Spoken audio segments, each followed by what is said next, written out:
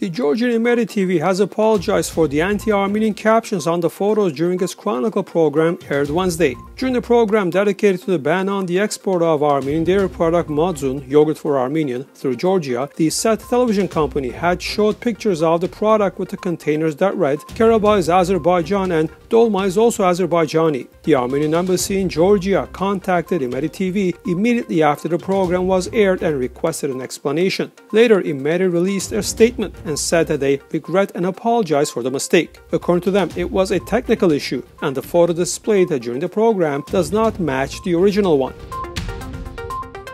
The National Security Service of Armenia has detected and neutralized the activities of a spy network operating in the country. There were over 24 Armenian citizens engaged in this spy network, including from the Armenian Armed Forces. These people were offered to collaborate with the foreign special services and provide them information about the Armenian military. During the investigation, 19 people were detained on suspicion of high treason, and some of them have confessed. In a new interview to TRT Haber TV channel, Turkish Foreign Minister Mevlut Çavuşoğlu spoke about relations with Armenia and Azerbaijan, Ukrainian crisis development, and meeting on Syria. The Turkish Foreign Minister noted that after the 44-day war, which, and we quote, put an end to the long-term Karabakh conflict, end of quote, the South Caucasus faced new realities, opening the way for long-term peace and stability in the region. The Foreign Minister of Turkey added that the future and destiny of his country and Azerbaijan were closely linked. Azerbaijan also stands for long-term peace with Armenia, Çavuşoğlu said. Armenia should seize the chance and reconsider its positions, he added, reminding that the special representatives of Turkey and Armenia will meet in Vienna on February the 24th. Touching upon the issue of meeting on Syria in Antalya, Turkey, Çavuşoğlu noted that Russian Foreign Minister Sergey Lavrov may join the foreign ministers of Iran and Turkey in March. In his interview, Çavuşoğlu also noted that Western diplomacy harms Ukraine. The excitement fanned by the West around fears of an imminent Russian aggression in Ukraine is dealing a blow to Ukraine, including its economy, he noted. According to the Turkish Foreign Minister, steps are important to reduce the level of escalation and create an atmosphere of trust. Turkish President Recep Tayyip Erdogan expressed hope that his work with Israel and Armenia will influence Armenian and Jewish lobbies in Washington, said Senior Director of the Foundation for the Defense of Democracies in Washington. Turkey's efforts to normalize relations with Armenia and Israel represent a tactical shift in diplomacy rather than a value-based commitment to cordial relations, Aykan Erdemir added. Israeli President Isaac Herzog may visit Armenia next month after Israel cautiously welcomed Turkey's call to repair relations torn apart by disagreements in regional politics and the Palestinian issue.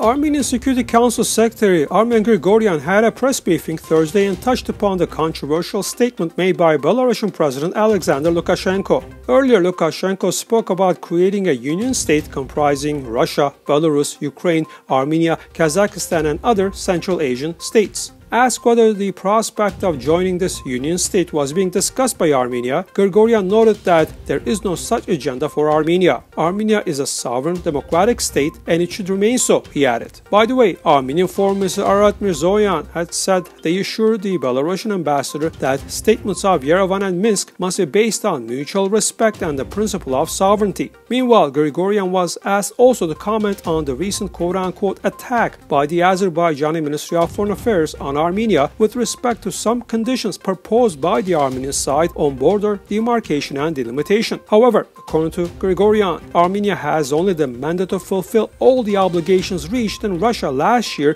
to take steps to increase security.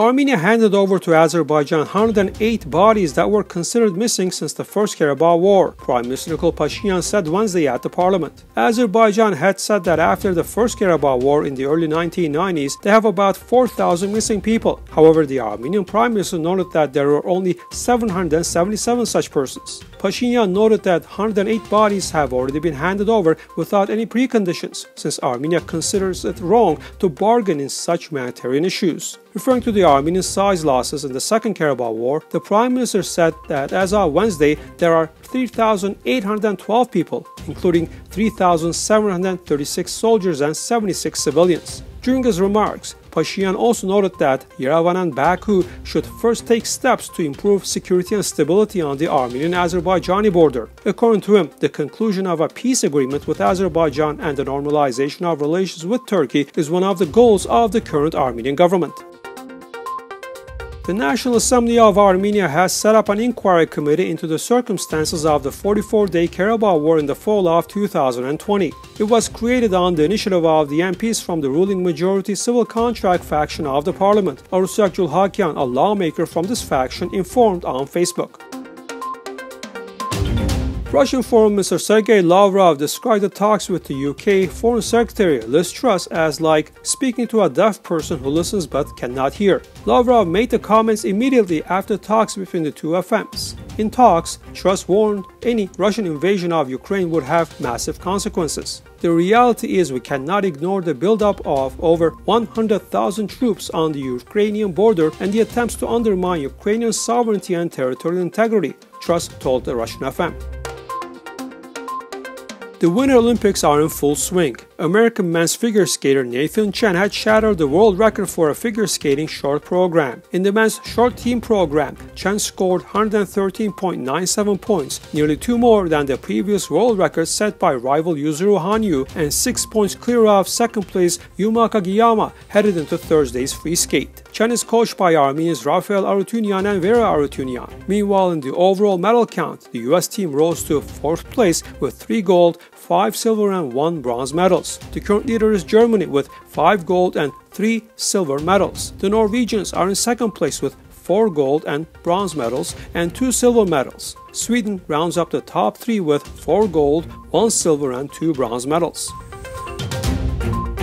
A protest was held near the building of the European Union delegation to Armenia on Thursday. The silence of Western, especially European organizations in connection with the ugly processes in our country is simply unacceptable, said human rights activist Ruben Melikyan. According to him, this unacceptable silence is one of the reasons for the pressure of the authorities in various areas: freedom of speech, independence of the judiciary, local government, fair trial, personal and media freedom. This week, a court in Yerevan ruled to arrest Judge Boris Bakhshian of the Court of General Jurisdiction of Sunik Province. Bakhshian was arrested in what he sees as government retaliation for his decision late last month to grant bail to an opposition figure who was detained last December.